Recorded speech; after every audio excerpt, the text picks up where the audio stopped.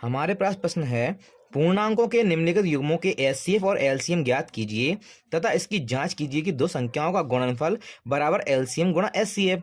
तो क्या करना है, यहाँ आपको 336 और 54 के गुणनखंड निकालना है। तो हम निकालते हैं 336, इसके निकालेंगे हम गुणनखंड। 2 से हम काटते हैं, 2 एकम 2, 2 छंग 12, फिर 2 अट्टे 16, फिर 2 से काटा, 2 अट्टे 16, 2 चौके 8, फिर हम 2 से काटेंगे, 2 चौके 8, 2 दूनी 4, फिर 2 से काटेंगे तो ये 21 आ जाएगा।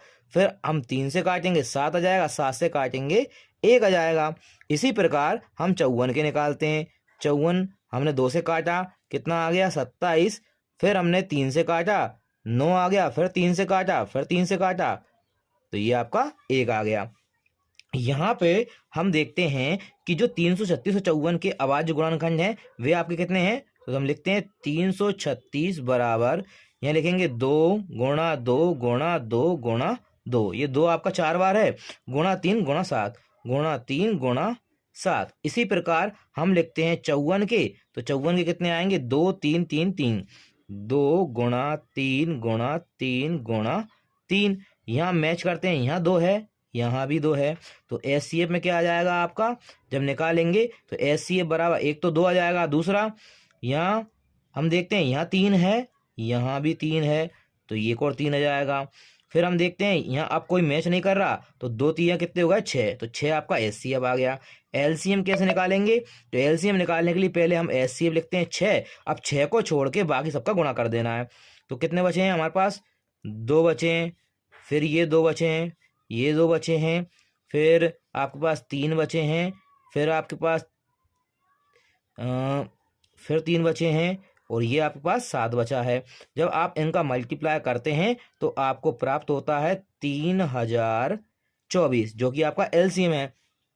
अब आपसे बोला है कि दो संख्याओं का गुणनफल बराबर एलसीएम गुणा एचसीएफ। तो हम निकालते हैं, फॉर्मूला लगाएंगे, दो संख्याओं का गुणनफल, दो संख्याओं का गुणनफल बराबर एलसीएम गुणा एचसीएफ।